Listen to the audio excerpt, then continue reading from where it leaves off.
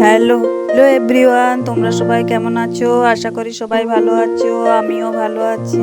তো আমরা যাচ্ছি ফ্যামিলি পিকনিকে আমাদের মাঠের মধ্যেই, পাশের গ্রামে। সব জিনিসপত্র নিয়েই নিচ্ছি। তো দেখে নিলে আমি একটু নাচানাচি করে নিলাম। খুব আমি এক্সাইটেড পিকনিকে করার জন্য। ফ্যামিলি পিকনিক মানে বুঝতেই পারছো, বেশি দূরে যাইনি, সামনে মাঠের মধ্যেই করছি। এখানে আমাদের টোটোও চলে এসছে, তো টোটোতে জিনিসপত্র সব চাপানো হচ্ছে। দেখেই নিচ্ছ, দিদি আরে সবাই, দেওর আছে, ছেলে আছে, পুচকি আছে, সবাই জিনিসপত্র চাপিয়ে নিচ্ছে। গ্যাসের সিলিন্ডার আরে সব কিছু চাপিয়ে নিয়েছি। বেশি দূরে নয়, আমাদের সামনের গ্রামটা পেরিয়েই বেটে। তো সবাই এখানে একটি টাটা টাটা দিচ্ছে। আর এই টোটোর ড্রাইভারটা যে আছে, উনি আমাদের গ্রামেরই বেটে। তো কি বলে গেল জানো, যে বৌদি তুমি কি ব্লগ ভিডিও বানালে? হ্যাঁ বানাই। তো এখানে আমি আর দেওর বাইকে করে গেলাম, কারণ টোটোতে তো কুলোলো না, সেই জন্য বাইকে করে যাচ্ছি।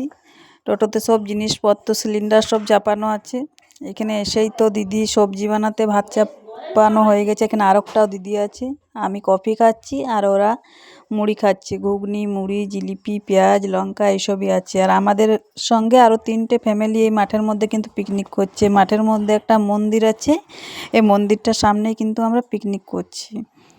সব কিছু তোমাদের সাথে শেয়ার করতে পারলাম না, কারণ ফোনটা আমার কাছে ছিল না। ফোনটা একবার করে ছেলে নিচ্ছিল, একবার করে হাজব্যান্ড নিচ্ছিল, তাই ফোনটা আমার কাছে ছিল না। তাই যতটুকু পারলাম ততটুকু তোমাদের সাথে শেয়ার করলাম।